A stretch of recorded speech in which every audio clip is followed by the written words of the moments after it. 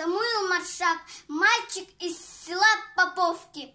Среди сугробов и воронок в селе, разрушенном дотла, стоит, зажмурившись, ребенок, последний гражданин села, испуганный котенок белый, обломок печки и трубы. И это все, что уцелело от прежней жизни и избы.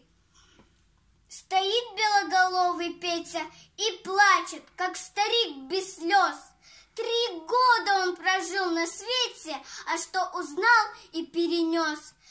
При нем избу его спалили, угнали маму со двора, и в наспех вырытой могиле лежит убитая сестра.